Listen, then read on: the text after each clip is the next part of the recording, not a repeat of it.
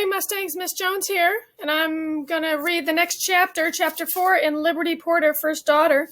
And I know a lot of you have been watching the presidential election that is happening right now. We know that November 3rd was voting day, but things were a little bit different this year. Every year, a lot of folks fill in their ballots and send them in by mail or drop them off in a ballot box. But this year, because of COVID-19, a lot of states had mail-in voting. And so it's taking a little bit longer for the officials to count those votes. But super interesting to think about as we elect a new president, right, what it's going to be like when they move into the White House. And if we think about President Barack Obama, who moved into the White House with two little girls, what it was like for them to move into the White House might have been a little bit similar to what it was like for Liberty Porter. All right, Chapter 4. The floor of the White House is open to the public, Chief Usher Lee said. That means people from everywhere can visit. But the second and third floors are only for the president's family and guests. Woohoo! Liberty had pictured the moment when she would see her new room. She wanted it to be huge, surprising moment. She covered her eyes with her hands so she couldn't see. Okay, she said in total darkness. I'm ready. I won't peek. Is that a good idea? Miss Crum asked. You might bump into something valuable. You might fall down the stairs. You might... I'll usher her safely, Chief Usher Lee said, and Liberty could tell it was him who took her arm. He'd led the way. Your room is in the east bedroom, Chief Usher said. Was the east bedroom? Now it would be the secret assistant to the president's headquarters, disguised as Liberty's bedroom? Very important work would be done in this room. Maybe the room would look regular to most people, but behind the secret panels and hidden doors. Yes, she would do very important things behind this door. She heard footsteps coming up behind her. Liberty, I look forward to seeing this room, Miss Crumb's voice said. I went through some furniture and decorating catalogs with your mother. You did? Liberty asked. Liberty's old room had been babyish. She still had the yellow comforter with baby ducks on them. She liked ducks, but please. Your family was able to pick any of the furniture from the White House collection, she said. My choice was a white frilly princess look with lots of ruffles. Wouldn't that be perfect? Okay. No. Liberty suddenly wasn't sure if she wanted to open her eyes, and she opened the door and peeked with one eye. It was definitely not frilly. Or ruffled. Liberty grinned and opened both eyes.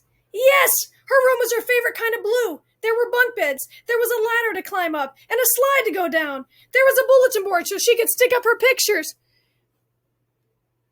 There were glow-in-the-dark stars attached to the ceiling. Franklin, look! Liberty pointed. There was a new light blue dog bed. Whoa, that slide on her bed is pretty awesome.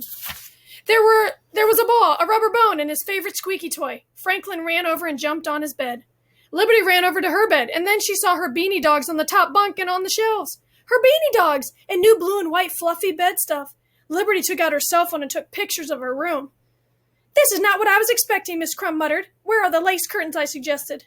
Liberty, what do you think? Chief Usher Lee asked. A+, Liberty said. That's the best. Splendid, said Chief Usher Lee. We will let you enjoy your room. Please let me know if you need anything. Chief Usher Lee and Miss Crum stepped out of the room. Liberty waited until the door was completely shut, and finally Liberty was alone. She pulled out some glasses from her bell bag. She wheeled the desk chair over to the line of dogs. I've missed you, Liberty picked up her stuffed animals one by one and gave them a special hug. Bella the bulldog, Julian the German shepherd, Bradley the black and white smiley dog. And a new one. Someone had gotten her the Rottweiler. It had a red, white, and blue bow on it. I'll name her Alice, Liberty decided. The name came from Alice Roosevelt, one of President Theodore Roosevelt's daughters. Like Liberty, she also had been described as spirited and high energy. I can't wait to sign her into his virtual home, just like we're moving into our new home. Liberty put the Rottweiler on her desk. This is our new room, Liberty told her beanie dogs, but it's also our new office. She looked around to make sure nobody was listening. You are not only the first stuffed animal, she whispered. You are my secret assistants. America is counting on us. Liberty saluted the stuffed animals. She was sure they saluted back. But first she said, we go wild. Liberty grabbed an armful of beanies. She wheeled them in circles in the chair. She climbed up on the top bunk and slid some beanie dogs down the slide. And she followed. Woo-hoo! Liberty climbed back on her bed to see the view. This was the best room ever. Seriously. She tipped backward with her head hanging down. It looked great to be upside down, too.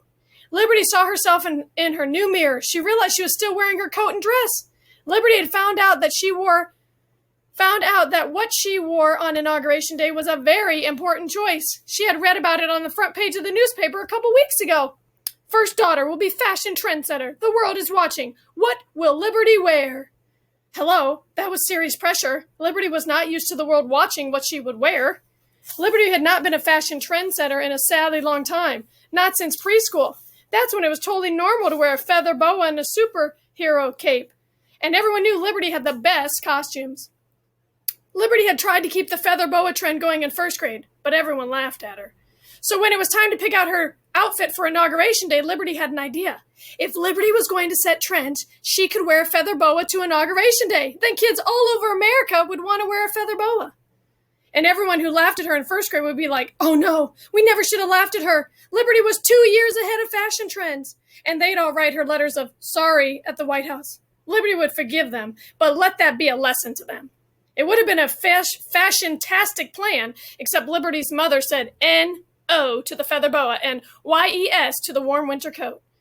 But now Liberty was in her territory. She could be a fashion-tastic as she wanted. She slid down the slide. Liberty whipped off her coat and flung it into her desk chair. Franklin, Liberty said, what should I wear? She looked over. Franklin was already asleep on his bed. Yes, they were even going to sleep here. In fact, she could put on her pajamas now if she wanted to, because she lived here. She could run around the White House in her PJs. She could even wear a feather boa. Liberty grinned. She opened her dresser drawers, and there they were, her favorite PJs with the stars on them. Liberty changed into them. She pulled on her favorite comfy slippers. Liberty opened the door to her bedroom. She saw Sam standing in the hall. I'm wearing my pajamas in the middle of the Inauguration Day because Liberty quite didn't know how to explain this. No explanation needed, Sam said. Okay, Liberty said. I'm just going to look around the new place. Liberty ran. She slid down the floor. She tried a cartwheel but fell over. Too bad being the first daughter didn't make her any better at cartwheels. She ran around and opened doors. There was a kitchen. There was her parents' room. It was already decorated in old-fashioned furniture her mom had picked out from the White House collection. Some other presidents and their wives had used the same furniture before. Liberty smiled when she saw her parents' puffy white comforter from home. She snuggled up under that same comforter in her old house. Now she'd snuggle up on it in the White House. Liberty ran on. There was a room, for she had no idea. There was a bathroom. There were stairs. Liberty raced down the stairs. That's right, in her pajamas. Liberty was running through the White House in her pajamas. This was like a dream come true. Or was it a nightmare? She heard Sam call her name, but it was too late, because she ran right into a whole room of grown-ups, and she was in her pajamas. And that is the end of our chapter. Oh my goodness. Liberty Porter is excited to be in the White House, but she might want to be a little more careful when she's running around in her pajamas. All right, Mustangs, until next time, take care.